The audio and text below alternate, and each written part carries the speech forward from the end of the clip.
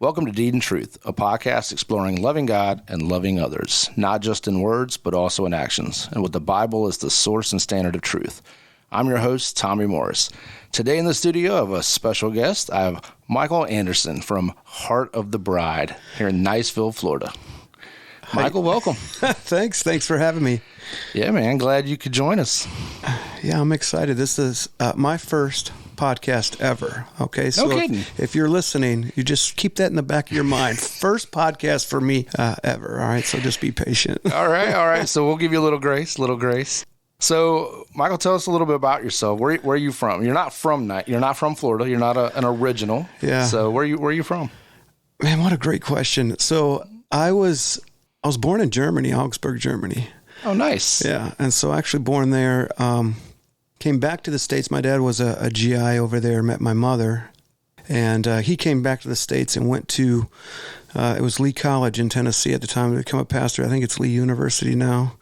And so we moved there for a few years, then went back to Germany. I ended up going to school there, kindergarten, first grade, and then ended up back in the States. And so then I've been all over the country, okay. Tennessee, Kansas, Illinois. Did my high school years up in Madison, Wisconsin, Sun Prairie, just outside of Madison. So that was kind of my home for a while, all the way up to until I joined the military. Then I was all over the place. And then back in Madison, where I did 12 years as a youth pastor, and then came here in Florida in 2015. 2015. So I've been here since 2015 in Crestview, Florida. So what brought you to Florida? Heart of the Bride.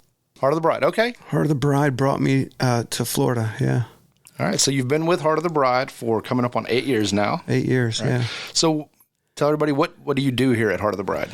My official title is Director of Development. I help with fundraising for the organization. A big part of that has been the race director for the Emerald Coast Mud Run. We did that for 10 years. It was a huge mud run in the area where we'd have, 4,000 runners, and that was a lot of fun.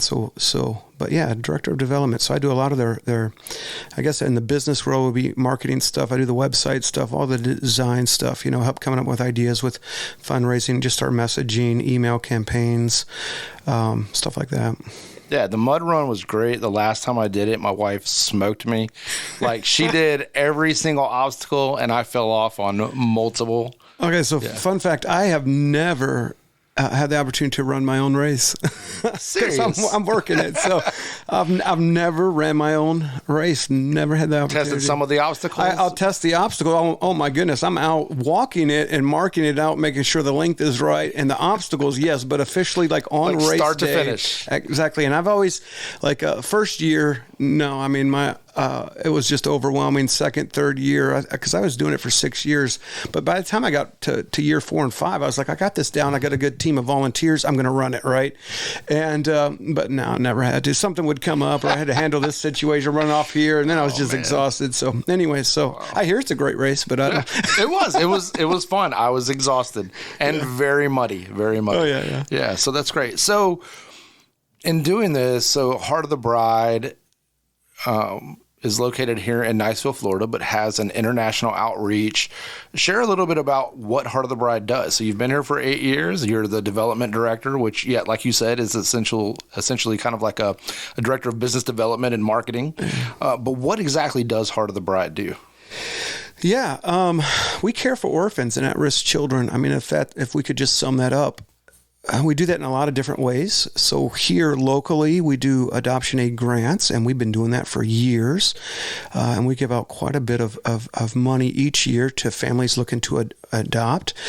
Most recently, we have gotten involved within our own county here in Florida with Care Portal, which works with the foster care system here in the area to provide needs to families in the foster care system to help them out. So we do that locally, and then internationally, we're involved in 5 different countries. We only speak about four of the countries. The other country we just don't talk publicly about.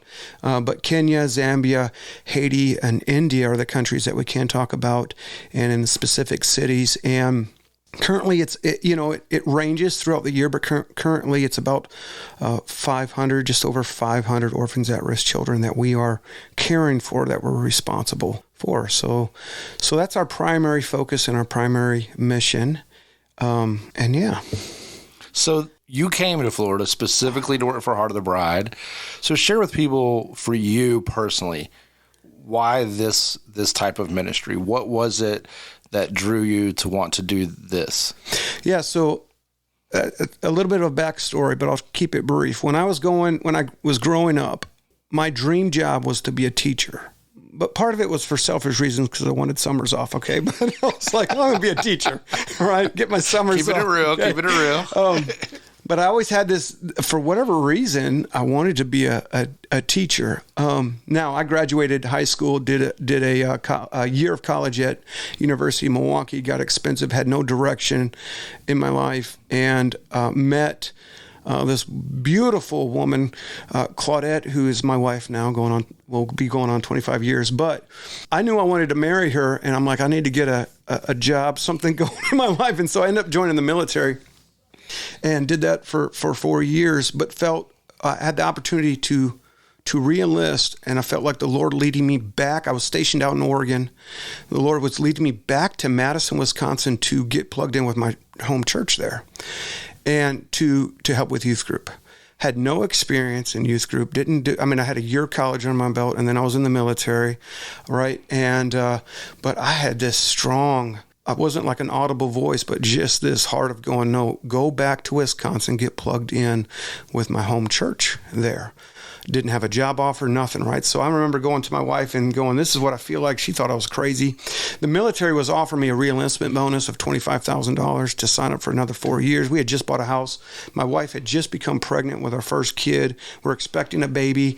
And here I am going to leave a full-time job in the military, great career, right? To go back to not a job, but just to volunteer at the church in youth ministry. Anyways, got some wise counsel on that, and it just worked out. The Lord opened some doors that was clear enough for not just me, but my wife as well to go, no, the Lord is leading me back, and went back. I volunteered there for 2 years, had a full-time job to support, right? And then they're like, well, you're called for this. You're called for ministry, working with I always had a heart for that next generation, being a teacher, right? I just wanted to pour into the youth. And so then I went to Moody Bible College online, and I was fine. In fact, I just moved into an associate role, and my next position was taken over and helped being lead for that church, and was content, thought, hey, this is what I'm doing. I had no plans of leaving. My brother-in-law called me up and said, hey, we're doing a mission trip. He was down here in Niceville at their church here. And he goes, it'd be cool if you could come, our dad and your brother and us just do, it's a guy's trip to Haiti. It was with Heart of the Bride. I didn't know that at the time, but he just called me and said, hey, you want to do a mission trip? And my response was, I'll do a mission trip with you if I don't have to lead it. Because I had been leading so many trips. I just want to come and serve. Right. Can I just, for the past 8 years or whatever, it's like I would lead them, right? And so I go, I got one rule. I will come if you just let me support. I don't have to lead anything. I'm not in charge of any people. They just do it, and I'll just come and love and support. They said, done. So anyways, I ended up going in 2015. No, sorry, 2010. 2015 is when I came here. 2010, I went to Haiti and got connected with the work that Heart of the Bride was doing up on a little village called Marouge and a mountaintop right on the northwest part of Haiti. And that was my first encounter with what the work that Heart of the Bride was doing there through Human Care School. And I got to spend that week with my dad, my brother-in-law, and my brother, and just serve that week. And then went back to my job. But I never forgot it. And then I just kind of stayed in touch through my brother-in-law, because they were really connected with just supporting and volunteering with Heart of the Bride and stuff here. And then kind of on Facebook was the thing back then, So it's like I'd get updates every once in a while on Facebook. And then all of a sudden in 2014, Tony, at the time, he was the founder of Heart of the Bride, just reached out and said, hey, just something to pray about. This is out of the blue. But was mentioning this, and my sister kind of got a hold of it, that they were praying and looking for someone to fill this role for a director of development. And she mentioned my name, I think. And so he just reached out and said, hey, this is such a long shot, but just be praying, or would you even ever consider? And I was like, I think it was through Messenger. It wasn't even over a phone call, you know. And I was like, oh, thanks. And at this point, I'd received quite a bit of other job opportunities and didn't even consider them. I was like, nope, I'm perfectly content here with what I'm doing. And so I went home that night and told my wife, and she's like, we need to pray about this. It caught me off guard. I'm like, no, I just thought thanks, but no thanks, right? And so I said, yeah, okay, let's pray. And so we did, and the longer we kept praying, I didn't have a peace to lay it down. Like the other ones were so simple, so quick. The Lord was so clear. Nope, it's a distraction. This one was not the case. And then, you know, after a couple of weeks, Claudette and I came back, and she was asking me, and I'm like, no, I go, this is scary, but I think maybe we're supposed to pursue this, or at least see. And so then our prayer kind of changed to, okay, Lord, help me. If this is to happen, continue to just open doors. If it's not, just shut the doors and let it just be as plain as can be, right? And it went quick, because that was the summer. October, I got back with Tony and my to say, yeah, if we were to pursue this, what needs to happen? He gave me a time frame. You got to be here in January. You know, it was quick. And I thought, okay, that's fast. And I met with my pastor.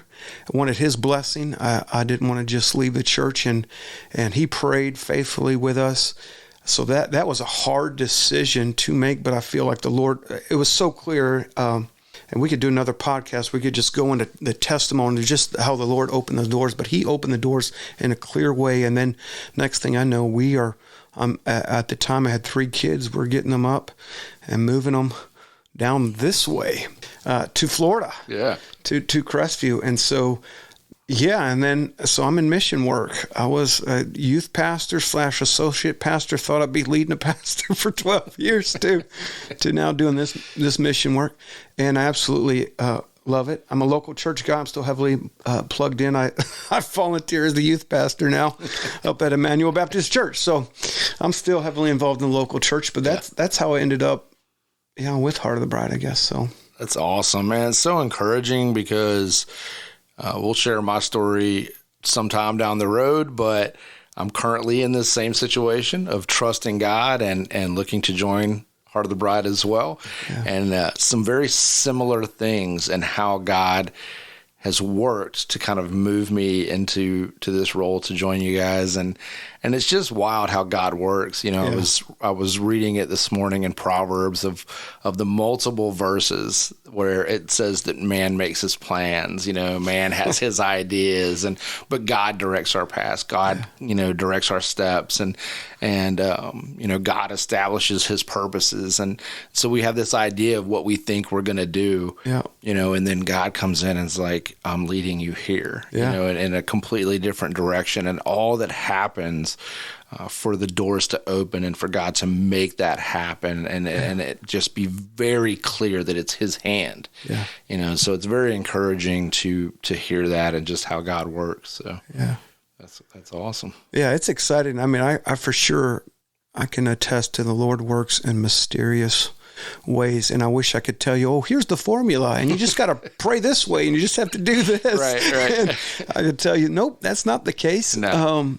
But if you are obedient, that's the key. Even when the circumstances around, in the natural, this physical realm, the doesn't always, it's maybe not as clear as you want it, or it doesn't make sense. When I left the military to go to work at that church there, or even volunteer, right, it did not make sense. I was giving up a bonus. I was giving up insurance, because we had insurance through the military, right? I did not have a job offer to move back. I didn't. Yeah. And I mean, that's crazy, isn't it? to go, it is. I'm going to move my wife, who is counting on me to provide, and let's go to a place where we don't have insurance. We had just bought a house out in Oregon. So we had a house out there, right? I was 21 years old, young. Bought a house through the military, right? And I didn't even own it a year. Well, we're supposed to sell that, what? To go live into an apartment.